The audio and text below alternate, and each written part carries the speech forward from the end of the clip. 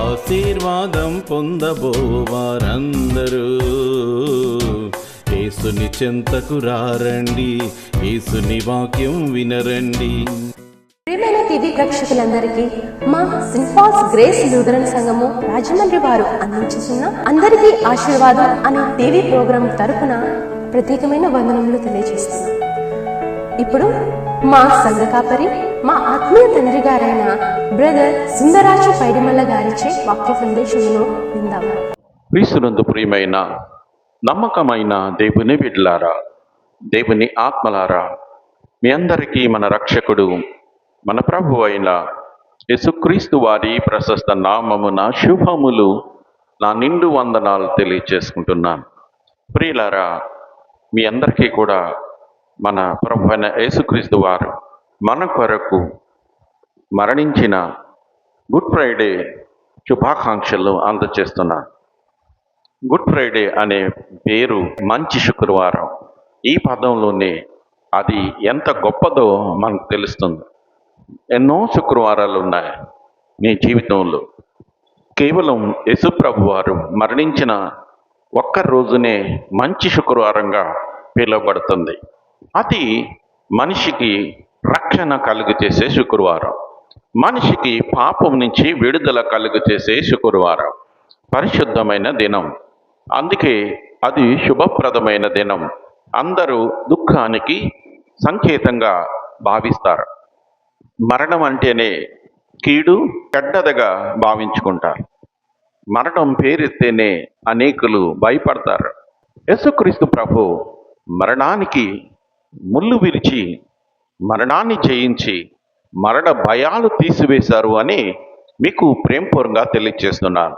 క్రైస్తవుడు మరణానికి భయపడకూడదు, చావుకు భయపడకూడదు. ఎందుకు అంటే చావు అనేది నీ చేతిలో ఉండదు. చావాలన్నా చావలేము, బ్రతకాలన్నా బ్రతకలేము. ఎవడైనా మనల్ని శపించినా ఆ శాపం మనకి తగలాలి అంటే నీ దగ్గర బలహీనత, నీ దగ్గర ఉన్న పాపాన్ని బట్టే తప్ప మరొకటి కాదు. యేసుక్రీస్తు నీలో ఉంటే ఎవ్వరు ఏ మాట అయినా మనకేం పనికిరాదు. ఎవరు శాపవచనాలు పెట్టినా, నువ్వు చావాలి అని మొత్తుకున్న యేసుక్రీస్తు నీలో ఉంటే నీకే భయం ఉండదు. మరణ భయం అనేది నీకు ఉండదు. కారణం ఏంటంటే నీ ఆయుష్ పెంచాలన్నా, నీ ఆయుష్ తగ్గించాలన్నా దేవుని చేతిలో ఉన్నది. అందుచేత మరణ భయాలు తీసివేయడానికి యేసుక్రీస్తు ఈ లోకానికి వచ్చాడు. అంతవరకు కూడా మనిషి మరణించి మరి నరకానికి వెళ్తున్నాడు. ధర్మశాస్త్రం మన కొరకు ఇవ్వబడింది. ధర్మశాస్త్రాన్ని ఇవ్వబడినప్పుడు ఆ ధర్మశాస్త్రాన్ని ఎవ్వరూ సరిగ్గా అనుసరించట్లేదు. ధర్మశాస్త్రంలో కొన్ని అనుసరించి కొన్ని అనుసరించట్లేదు. దానికి యేసుక్రీస్తు ప్రభు వారు ఇచ్చినటువంటి నిర్వచనం ఏంటంటే, నిన్ను వలే నీ పొరుగువానిని ప్రేమించుము. ఈ ఒక్క మాటలో ధర్మశాస్త్రం అంతా దాగి ఉన్నదని మీకు ప్రేమపూర్వకంగా తెలియజేస్తున్నాను. మన పొరుగువానిని ప్రేమించటం ద్వారా పొరుగువానిది ఏది ఆశించం, వ్యభిచరించం, దొంగతనం చేయం, పాపం చేయం, ఏ పాపం చేయం. పొరుగువానిని ప్రేమించటం ఎప్పుడైతే నేర్చుకుంటావో అప్పుడే నీ జీవితంలో ఒక కొత్త మలుపు తిరుగుతుంది అనే మంచి విషయం యేసు ప్రభు వారు మనకు తెలియజేశారు. కాబట్టి ప్రియులారా, నీవు గ్రహించుకోవాల్సిన విషయం ఏంటంటే, మొదటి ఆదాము ఏదేను వనములో నుంచి తోలివేయబడ్డాడు, తరిమివేయబడ్డాడు. కారణం పాపాన్ని ప్రేమించాడు, పాపాన్ని కలిగి ఉన్నాడు. ఇదిగో కడపటి ఆదాము ఒలీవల తోటలో, గెత్సెమనే వనములో ఆయన మన కొరకు విజ్ఞాపన చేశాడు. తోలివేయబడ్డాడు తొలి ఆదాము, చేర్చుకోబడ్డాడు రెండవ ఆదాము. ఈ రెండవ ఆదాము గెత్సెమనే వనములో, గెత్సెమనే అంటే పిండబడుట అని అర్థం. అక్కడ ఆయన ఈ లోకంలో ఉన్న పాపాల అన్నిటినీ కూడా మోయడానికి అక్కడ పిండబడ్డాడు. దేవుని బిడ్డలారా, ఆ రోజున యేసుక్రీస్తు ప్రభు వారు మరి శిష్యులను ప్రార్థన చేయమని అడిగితే ఆ ప్రార్థన వాళ్ళు లెక్క చేయలేదు. ప్రభు వారి యొక్క మాటకు విలువ ఇచ్చినట్టుగా కనబడతలేదు. కారణం ఏంటంటే ఆత్మ సిద్ధమే కానీ శరీరం బలహీనత. ఈరోజు కూడా ప్రతి ఒక్కరి క్రియలు అలాగే కనబడుతున్నాయి. వాక్యాలైతే ఎంతో వింటారు. యూట్యూబ్లో వింటున్నారు, టీవీలో వింటున్నారు, సంఘాల్లో వింటున్నారు, మరి అనేక సభల్లో వింటున్నారు. అన్ని వింటూ కూడా ఈ రోజున వినడానికే పరిమితం అవుతున్నారు. ఆ రోజున శిష్యుల పరిస్థితి అదే, ఈ రోజున నీ పరిస్థితి కూడా అదే. అంచేత దేవుని బిడ్డలు గ్రహించుకోవాల్సిన విషయం ఏంటంటే, యేసు ప్రభు అంటే గౌరవం శిష్యులకి, ప్రభు అంటే విలువ కూడా ఉంది. అయినను మన విరోధైన అపవాదికి వాళ్ళు లొంగారంటే నిద్రకు వాళ్ళు ఇష్టపడ్డారు. మెలకుగా ఉండి ప్రార్థన చేయమని ప్రభు చెబితే ప్రభు మాట వినిపించుకోలేదు. అయినప్పటికీ కూడా ఇదిగో ఈ కడపటి ఆదాము ఆ రోజున గెత్సెమనే వనంలో, తండ్రి నీ చిత్తమైతే ఈ గిన్నె నా యొద్ద నుండి తొలగించుము అనే ప్రార్థన సలిపినట్లుగా మనం చూస్తున్నాం. ఆ గిన్నె ఏమిటి అంటే ఈ లోక పాపములు అన్నీ కూడా నింపబడిన గిన్నె. ఈ లోక పాపాలన్నిటినీ కూడా త్రాగడానికి యేసుక్రీస్తు ప్రభువారు ఎదుట పెట్టిన గిన్నె. అది ఆయనకు కళ్ళకు కట్టినట్లుగా కనబడుతుంది. ఆ గిన్నె తొలగించడానికి ప్రార్థన చేయటం కారణం ఏంటంటే, యేసుక్రీస్తు ప్రభు వారి యొక్క కష్టాలు, శ్రమలు ఆ రాత్రి మొదలుకొని మధ్యాహ్నం 3 గంటల వరకు, మరి ప్రాణం విడిచే వరకు ఆయన పొందిన శ్రమలన్నీ కళ్ళకు కట్టినట్లుగా ఆయనకి కనబడుతున్నాయి. అంత శ్రమ ఆయన అనుభవించవలసి వచ్చింది. అందుకే తండ్రిని ఒక నరమాత్రుడుగా వేడుకున్నట్లుగా మనం చూస్తున్నాం. తండ్రి నీ చిత్తమైతే ఈ గిన్నె నా యుద్ధ నుండి తొలగించుము అనే ఒక మంచి మాట ప్రార్థన చేశాడు. అయినను నీ చిత్తము కాదు అని కూడా ఆయనే చెప్పాడు. ఎందుకంటే ఆ పాత్రలో ఉన్న ఈ లోక పాపములు అన్నీ కూడా తాగాలి. విషం, పాపం వల్ల వచ్చు జీతం మరణం అని బైబిల్ సెలవిస్తుంది ప్రియులారా. అందుచేత అది దేనికి విషయం అంటే ఆత్మకు విషయం. శరీరానికి విషయం మనకు తెలుసు, ఆత్మకు విషయం అనేది పాపం అనే సంగతి నీవు గ్రహించుకోవడం కష్టం. సాధారణంగా సాతాను యొక్క ప్రేరేపణ చేత కామ, క్రోధ, లోభ, మద, మాత్సర్యాలతో నీ జీవితాన్ని అతలాకుతలం చేసుకుంటూ ఉంటావు. ఇవన్నీ కూడా ఆత్మలో లీనమై ఉంటాయి అనే సంగతి నీవు మర్చిపోకూడదు. అది నువ్వు చేసే ప్రతి పాపం నీ ఆత్మకు విషం, నీ ప్రాణాన్ని తీసేది. అందరి విషయాన్ని యేసుక్రీస్తు ప్రభువారు ఆ గెత్సెమనే వనంలో మరి ఆయన మింగి, ఏదేను వనం పాపం గెత్సెమనే వనంలో ఆయన చేర్చుకున్నాడు. దేవుని బిడ్డలారా, ఇప్పుడు ఆ పాపాలన్నిటినీ పరిహరించడానికి మరణానికి అప్పగించడం జరుగుతుంది. ఆయన దేహం మీద కొరడా దెబ్బలు, వీళ్ళారా ఆయనకు పంచగాయాలు అనే పేరు ఉంది, కానీ ఇంచుమించు ఆయన ఒంటి మీద పడినటువంటి దెబ్బలన్నీ కూడా చరిత్రకారులు లెక్కించి చెప్తున్నారు 5200 చిల్లర దెబ్బలు ఉన్నట్లుగా, పెద్ద చిన్న అన్ని కలిపి లెక్కించినట్లుగా చెప్తుంది చరిత్రకారులు. అందుచేత దేవుని బిడ్డారా, ఇన్ని గాయాలు పొందుకోవడం కారణం ఏంటంటే ప్రతి గాయములోంచి కూడా నీ పాపాలకు పరిహారం, నీ దోషాలకు పరిహారం. అది నీకు ఎప్పుడు దొరుకుతుందంటే నీవు ఆ తండ్రిని ఆశించినప్పుడు. యేసు రక్తం ప్రతి పాపముల నుండి మనలను పవిత్రులుగా చేయును అని యోహాను పత్రిక 1వ అధ్యాయములో మనం చూస్తున్నాం. అందుచేత ఆ రక్తంతో నీ పాపాలు కడగబడుతున్నాయి. యేసుక్రీస్తు ప్రభువారు చెప్పింది చేసిన దేవుడు, పరిశుద్ధుడు, నాలో పాపమున్నదని స్థాపించగలడనే ప్రశ్న వేస్తే ఎవ్వరూ మాట్లాడలేని పరిస్థితి కనిపించినట్లుగా జీవగ్రంథంలో చూస్తున్నాం. అందుచేత యేసుక్రీస్తు ప్రభు నీ కొరకు అంత శ్రమ అనుభవించాడు అనే సంగతి నీవు మర్చిపోకూడదు. దేవుని బిడ్డలారా, ఆయన పరిశుద్ధుడే కాదు, నీ కొరకు ప్రాణం చెందించినటువంటి మహానుభావుడు. ఈ లోకంలో ఏ ఒక్కరైనా ఉన్నారా? ఎవరైనా ఉన్నారా? నీ కొరకు ప్రాణం చెందించిన వారు, నీ కొరకు రక్తాన్ని చెందించిన వారు ఎవరైనా ఉన్నారా?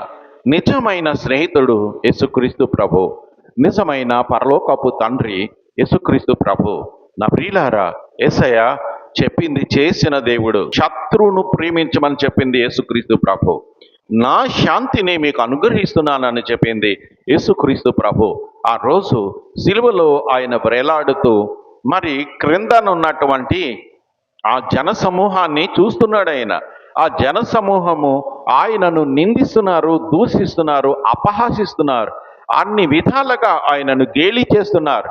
ఇదిగో నీవు దేవుని కుమారుడు అయితే నీవు సిలువలో నుంచి క్రిందకి దిగిరా అని అపహాస్యం చేస్తున్నారు, హేళన చేస్తున్నారు. దేవుని బిడ్డలారా, ఆయన మౌనంగా ఎందుకున్నాడు? ఆయన దిగి వస్తే నీ పాపాలకు పరిహారం ఉండదు.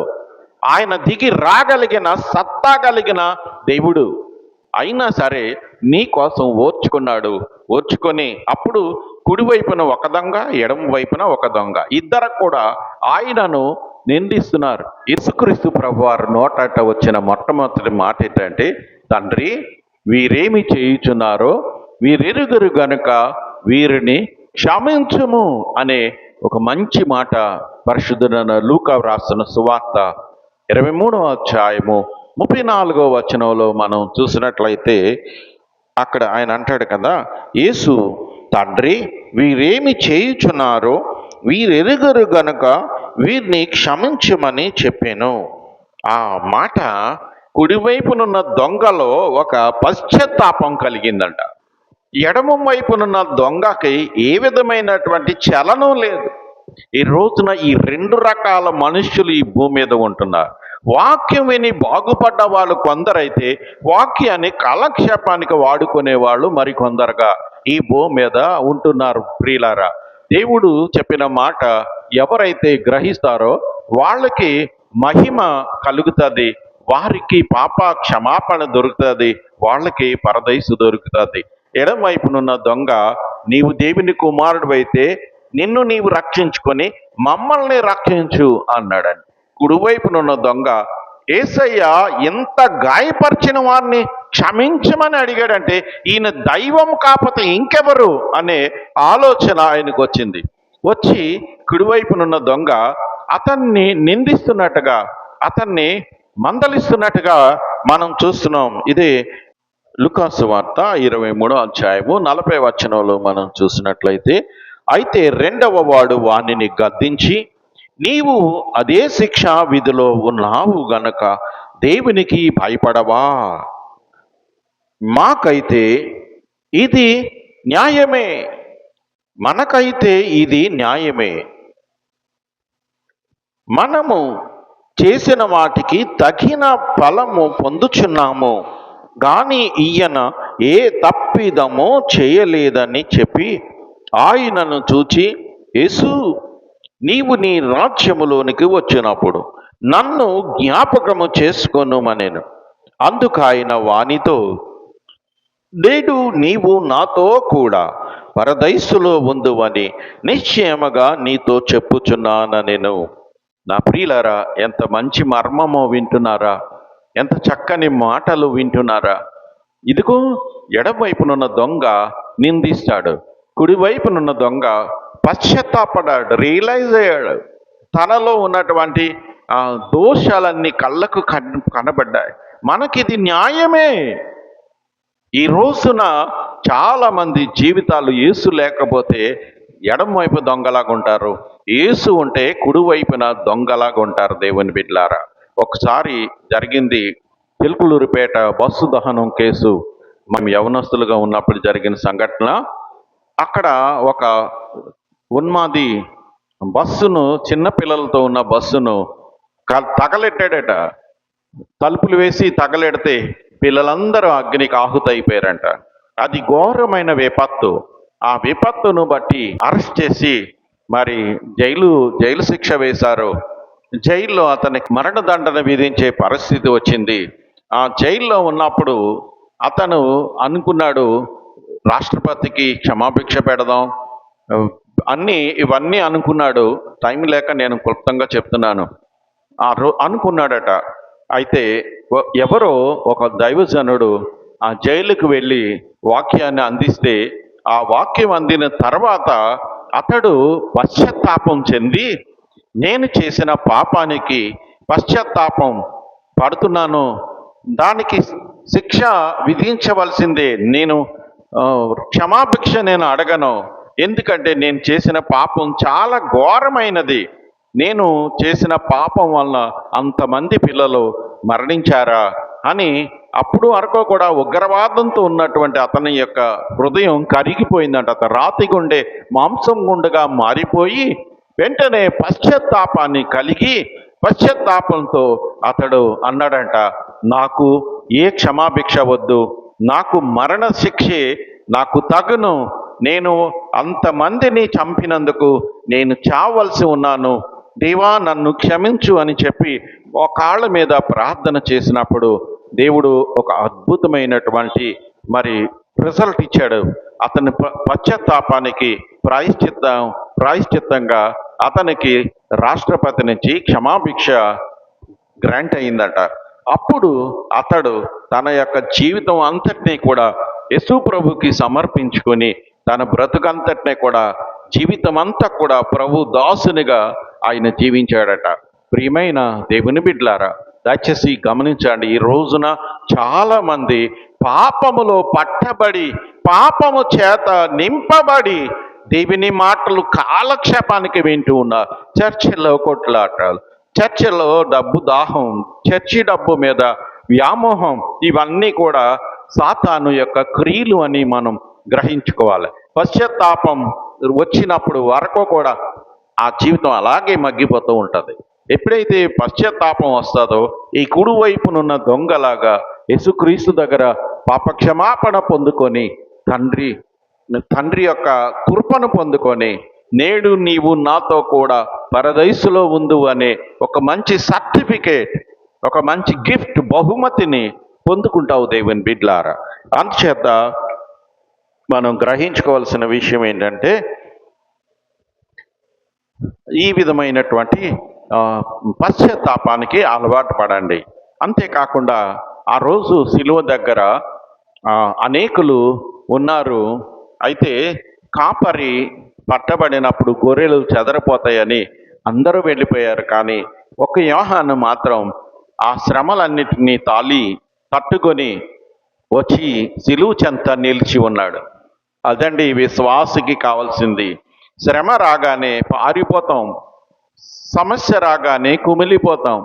చాలామంది దేవుణ్ణి కూడా దూషించే వాళ్ళు ఉంటారు. కష్టం మీద కష్టం వస్తుంటే ఇంకెందుకు దేవుడా నీవు మాకు ఉండి అని మాటలు మాట్లాడుతూ ఉంటారు. నా ప్రియమైన దేవుని బిడ్డలారా, దేవునికి ఏ చలనం ఉండదు. నీకే నష్టం అనేది, నీకే కష్టం నష్టం అన్నీ నీకే కలుగుతాయి. అయితే శ్రమ వచ్చినప్పుడే నువ్వు సిలువ చెంతకు చేరాల, యేసు దగ్గరికి రావాల. ఆ తల్లి ఆ ప్రభువును అంటిపెట్టుకొని ఉంది. అందుచేత ఇద్దరు కూడా సిలువ చెంత ఉన్నారు. సిలువ చెంత ఉండడం వలన ప్రియమైన దేవుని బిడ్డలారా, ఈ రోజున యేసుక్రీస్తు తలదించుకొని క్రింద వైపు చూశాడు. నా ప్రియమైన దేవుని బిడ్డలారా, వారు పాపిని క్షమించేటప్పుడు తల ఎత్తుకొని తండ్రితో మాట్లాడాడు. నా ప్రియమైన దేవుని బిడ్డలారా, ఒక దొంగను క్షమించేటప్పుడు కుడి పక్షాన్ని చూసి అతనితో మాట్లాడాడు. ఈ రోజున తన తల్లిని ఆ సిలువ చెంతకు చేరినటువంటి సోదరులు ఎవ్వరు లేరు. ఒక్క యోహాను యేసు అంతటి వాడైపోయాడు సిలువ దగ్గరకు రాబట్టి. శ్రమలను జయించి వచ్చాడు అతడు. యేసు ప్రభు దగ్గర కూడా రావడం అంటే చిన్న విషయం కాదు. అవసరమైతే యేసు ప్రభుతో పాటు వీళ్ళని కూడా సిలువేసే మనస్సు ఉంది వాళ్ళకి, ఆ యూదులకి. రాణువారితో చెప్పి వీళ్ళు ఒకవేళ రాణువారు సిలువ వేయకపోతే వీళ్ళే యేసుప్రభు అనుచరుడని చంపే పరిస్థితి కూడా వాళ్ళ మనసుల్లో ఉంటుంది. అందుకే వీళ్ళందరూ భయపడి పారిపోయారు. ఈ యోహాను దేనికైనా తెగించి వచ్చాడు. మరణాన్ని కూడా లెక్క చేయకుండా సిలువ చెంతకు నిలిచి ఉన్నాడే. అందుకే అతడు యేసు ప్రభు అంతటి వాడయ్యాడు. తల్లితో చెప్తున్నాడు, అమ్మా ఇదిగో నీ కుమారుడు. ఎంత చక్కని బహుమతో ప్రియమైన దేవుని బిడ్డలారా. తల్లిని ఆ కుమారునికి అప్పగించాడు. ఇదిగో నీ తల్లి అని యోహానుకు ప్రభువారు అప్పగించారు. ప్రియులారా, మనం గమనించుకోవాల్సిన విషయం ఏంటంటే, నేను ఈ మూడవ మాటను బట్టి తెలుసుకోవాల్సింది ఏంటంటే, శ్రమలు వచ్చినప్పుడు, సమస్యలు వచ్చినప్పుడు, వేదన వచ్చినప్పుడు, ఏదొచ్చినా సిలువ చెంత నిలిచి ఉన్నవారు భయం లేదు. సిలువ చెంత నిలిచి ఉన్నవారు దిగులు లేదు. కారణం నీ ప్రభువు వెంటనే ఆదుకుంటాడు, వెంటనే ఆదరిస్తాడు. తల్లి అక్కడికి యోసేపు గారు చనిపోయారు, కుమారులందరూ విడిచిపెట్టి వెళ్ళిపోయారు. తల్లి వాళ్ళందరినీ కుటుంబాన్ని విడిచిపెట్టి యేసును వెంబడించింది. అందుకే ఆమెకు ఈ రోజున ఒక ఆదరణ కలిగించే సందర్భం వచ్చింది. ఆ యోహానును యేసుప్రభు అంతట వాడుగా ప్రకటించాడండి. అందుకే యోహాను శిష్యులందరూ చనిపోయిన ఆఖరి వరకు ఉండగలిగాడు. పద్మాసు దీపం ప్రయాణం వరకు కూడా యోహాను ఉండగలిగాడంటే అతనిలో ఉన్న సాహసం, దేవునితో చేసిన ప్రయాణం, దేవుని యొక్క ప్రేమను సంపాదించుకున్నాడు. ఈ మాట వింటున్న విశ్వాసి, నీవు కూడా ఈ విధమైనటువంటి దైవానుగ్రహానికి, దేవుని ప్రేమకు పాత్రులు అవ్వాలి అని మీకు నేను ప్రేమపూర్వకంగా తెలియచేస్తున్నాను దేవుని బిడ్డలారా. ఇంకా మనం చూస్తున్నప్పుడు మరి 4వ మాటలోనికి వచ్చినప్పుడు, నా దేవా నా దేవా ఈమె నా చెయ్యి విడిచితివి, నన్నెందుకు చెయ్యి విడిచితివని మత్తయి సువార్త 27వ అధ్యాయం 46వ వచనంలో మనం కనబడుతున్నాయి దేవుని బిడ్డలారా. ఏలీ ఏలీ లామా సబక్తా, తండ్రి అని మాట్లాడినటువంటి ప్రభు ఇప్పుడు దేవా అనే మాటతో మాట్లాడుతున్నాడు. దేవుడి అంటే చనువు ఉంటుంది, దేవుడికి కూడా చనువు ఉంటుంది. కానీ దైవత్వానికి విలువ ఇచ్చినప్పుడు చనువు ఉంటుంది. దైవత్వానికి భయపడతాం మనం. దేవుడు అంటే భయపడతాం, తండ్రి అంటే భయపడం. తండ్రితో ఉన్న చనువు దేవుడితో ఉండదు. దేవుని దగ్గర మన దోషాలను బట్టి భయపడతాం, దేవుని దగ్గర మన పాపాలను బట్టి భయపడతాం. మత్తయి సువార్త 27వ అధ్యాయము 36వ వచనంలో మనం చూసినట్లయితే, ఇంచుమించు 3 గంటలప్పుడు యేసు ఎలీ ఎలీ లామా సబక్తా అని బిగ్గరగా కేకవేశాను. ఆ మాటకు నా దేవా నా దేవా నన్నెందుకు చెయ్యి విడిచితివనే అర్థము. దేవుని బిడ్డలారా, మనం గ్రహించుకోవాల్సిన విషయం ఏంటంటే, దేవుడు తండ్రితో ఇప్పుడు వరకు కూడా చనువుగా పాపక్షమాపణ విషయంలో మాట్లాడాడు. ఇప్పుడైతే దేవునితో మాట్లాడుతున్నాడు. ఎందుకంటే దేవా నా దేవా నన్నెందుకు చెయ్యి విడిచితివి అనే ఒక మంచి మాట మనం చూస్తున్నాం.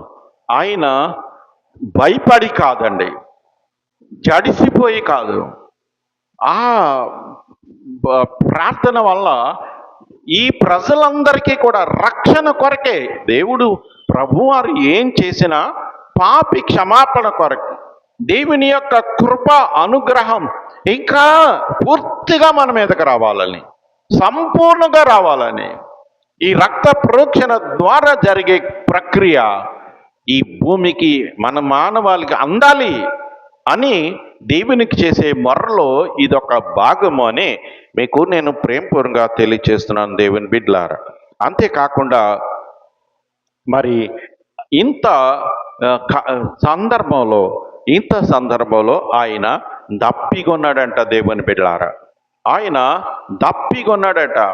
ఏంటా దప్పిక అంటే, ఇదిగో చూడండి దేవుని బిడ్డలారా, యోహాను సువార్త 19వ అధ్యాయం 28వ వచనంలో మనం చూసినట్లయితే, యోహాను సువార్త 19వ అధ్యాయం 28వ వచనం, అటు తరువాత సమస్తమును అప్పటికి సమాప్తమైనదని యేసు ఎరిగి లేఖనము నెరవేరునట్లు నేను దప్పిగొనుచున్నానెను. నా ప్రియమైన దేవుని బిడ్డలారా, ఈ దప్పిగొనుచున్నాననే మాట యోహాను భక్తుడు మాత్రం రాసినట్లుగా మనం చూస్తున్నాం. యోహాను గారు ఈ దప్పికను గురించినటువంటి మంచి విషయాన్ని మనకు అందించారు. ఆయన దప్పిక ఆత్మల భారం, ఆయన జీవజలాన్ని ఇస్తానని చెప్పిన దేవుడు. సమరయ స్త్రీతో మాట్లాడినప్పుడు నేనిచ్చు నీళ్ళు త్రాగువాడు ఎన్నడూ దప్పికొనడని ఛాలెంజ్ చేసి చెప్పినటువంటి యేసయ్యకు ఈరోజు దప్పిక. ఏంటా దప్పిక అంటే, నువ్వు నేను రక్షింపబడితే ఆయనకు దప్పిక తీర్చిన వాళ్ళం అవుతాం. నువ్వు నేను మనందరం ఆయన చేసిన త్యాగానికి మన విలువ ఇస్తే, ఆయన చేసిన త్యాగానికి విలువ ఇస్తే అప్పుడు మనం రక్షింపబడిన వారం అవుతాం. అప్పుడు మనం రక్షింపబడితే ఆయన దప్పిక తీరుతుంది దేవుని బిడ్డలారా. ఆయన చేసినటువంటి త్యాగానికి మనం ఫలితాన్ని ఇవ్వాలి. మనందరం కూడా ఈ మాటలు వినడం ముఖ్యం, ఇంకా విని దానిని గ్రహించుకోవడం ఇంకా ముఖ్యం. వినడం ఎంత ముఖ్యమో విని దానిని గైకొనడం ఇంకా ముఖ్యమని మీకు ప్రేమపూర్వకంగా తెలియచేస్తున్నాను. అలాంటి దప్పిక తీర్చే గుంపులో నువ్వు ఉన్నావా? ఇక మనం ముందుకు వెళ్తే ఇదే యోహాను సువార్త 19వ అధ్యాయం 30వ వచనంలో సమాప్తమైనది అనే ఒక మంచి మాటను మనం చూస్తున్నాం దేవుని బిడ్డలారా. సమాప్తమైనది అనే 6వ మాట మనం చూస్తున్నాం. యేసయ్య అన్నీ కూడా సంపూర్ణంగా చేశాడు దేవుని బిడ్డలారా. కంప్లీట్, ఫినిష్ అని 2 పదాలు ఉంటాయి ఇంగ్లీష్లో. కంప్లీట్ అంటే పూర్తి, ఫినిష్ అంటే అయ్యింది అన్నట్టుగా. పిల్లలు పరీక్షలు రాస్తూ ఉంటారు. పరీక్షలు రాస్తే పేపర్లు నింపేస్తూ ఉంటారు. పేపర్లు నింపడానికి వాళ్ళు ఏం చేస్తారంటే దూరంగా అక్షరాలు రాసి పేజీ లైన్లు కూడా దూరాలు పెట్టేసి పేపర్లు ఇన్ని రాసామని మరి సంతృప్తి పడతారు. అయితే మార్కులు వచ్చేటప్పటికి వాళ్ళ యొక్క నింపిన పేపర్ల యొక్క విలువ కనబడుతుంది. మరి ఇంటెలిజెంట్, తెలివైన వారు పేపర్లు నింపడం కాదు, పేపర్ నిండా ఆ ప్రశ్నకు ఖచ్చితమైన జవాబులు రాస్తారు. ఆ జవాబులు రాసినప్పుడు పేపర్లు నింపక్కర్లేదు, మార్కులు పూర్తిగా వస్తూ ఉంటాయి. యేసుక్రీస్తు ప్రభువారు తన సేవను సమాప్తి చేశాడు. తన సేవను సంపూర్ణంగా మనకు అనుగ్రహించాడు దేవుని బిడ్డలారా. అందుకే ఆయన తృప్తిగా సమాప్తమైనదనే మాట ఆయన 6వ మాటగా పలికినట్లుగా మనం చూస్తున్నాం. లూకా సువార్త 23వ అధ్యాయం 46వ వచనంలో చూస్తే, తండ్రి నీ చేతికి నా ఆత్మను అప్పగించుకొనుచున్నాను అనే మాట ఆఖరి మాట దేవుని బిడ్డలారా. ఈ మాట చాలా ప్రాముఖ్యమైనది. తండ్రి చేతికి ఆత్మను అప్పగించడం అనేది చిన్న విషయం కాదు. ఒక రాయిని నేను కింద వేస్తున్నాను అని చెప్పి వేసినా, చెప్పకుండా వేసినా కిందకే వెళ్తుంది. నేను చెప్పాను కాబట్టి కిందకి వెళ్ళదు, చెప్పలేదు కాబట్టి ఆగిపోదు. కానీ యేసుక్రీస్తు ఆత్మ కూడా, తండ్రి నీ చేతికి నా ఆత్మను అప్పగిస్తున్నానని ఆయన నోటట పలకకపోయినా ఆయన ఆత్మ తండ్రి చేతికే వెళ్తుంది. ఎందుకు? ఆయన ఆత్మ పరిశుద్ధమైనది. ప్రియులారా, ఆయన ఎందుకు ఆ మాట పలికాడంటే నీ కోసం, నా కోసం, మన కోసం. రేపు అనే రోజున ప్రభు చేసిన ఈ త్యాగాన్ని అనుభవించి మన ఆత్మలు తండ్రి చేతికి ఇవ్వాలి, తండ్రి చేతికి అప్పగించాలి. అందుకోసమే యేసుక్రీస్తు ఆ పదం వినిపించాడు. కాబట్టి ప్రియులారా, మీరు గ్రహించుకోవాల్సిన విషయం ఏంటంటే, యేసుక్రీస్తు ప్రభు చేసిన ఈ త్యాగాన్ని మీరు గ్రహించుకొని తండ్రి చేతికి మీరు ఆత్మను అప్పగించకపోతే సాతాను చేతికి నీ ఆత్మ వెళ్ళిపోతుంది. అగ్ని ఆరదో పురుగు చావని ప్రదేశంలో నీ ఆత్మ మలమల మాడిపోతుంది. అందుకే యేసుక్రీస్తు లాగా తండ్రి చేతికి ఆత్మను అప్పగించేవారుగా ఈ వాక్యం విన్న వాళ్ళందరూ ఉండాలని నేను ఆశీర్వదిస్తూ ఈ మాటలు ముగిస్తున్నాను. దేవుడు ఆయన వెనికిడిలో ఈ మాటలు ఆశీర్వదించి మీ అందరికీ దీవెనలు దయచేయను గాక. ఆమేన్. ప్రార్థన. ప్రేమగల తండ్రి, పరిశుద్ధుడా, నీ పరిశుద్ధ నామాన్ని వేలాది వందనాలు, స్తోత్రాలు చెల్లిస్తూ, నా బిడ్డలకి విత్తబడిన ఈ వాక్యం ఖచ్చితంగా ఫలించాలి తండ్రి. బిడ్డలందరూ కూడా 7 మాటలలాగా క్షమాపణ పొందుకునేటట్లుగా, ఆఖరి మాటలు ఆత్మను అప్పగించుకునేటట్లుగా బిడ్డలను ఆశీర్వదించి వీరు క్షమాపణ పొందుకొని ఇతరులను క్షమించేటట్లుగా చేసి వీరి జీవితాలను చిగిరింప చేయమని, విత్తబడిన ఈ వాక్యంలో ఉన్న సారం బిడ్డలందరి జీవితాల్లో వెలుగును నింపుమని జీవం గల యేసునామాన్న ప్రార్థించి వేడుకున్నాను పరమ తండ్రి. ఆమేన్. తండ్రి, కుమార, పరిశుద్ధాత్మ త్రియేక దేవుని దీవెన కూడి ఉన్న మీకు ఈ వాక్యం విన్న ప్రతి బిడ్డకు తోడయుండును గాక. ఆమేన్. ఆమేన్. ఆమేన్. God bless you. ఇప్పటి వరకు వినిన ఆధ్యాత్మిక సందేశం ఆశీర్వాదకరంగాను దీవెనకరంగాను ఉన్నదని మేము విశ్వసిస్తున్నాం. మీ ప్రార్థన అవసరతలు మాకు తెలియపరచగలరు.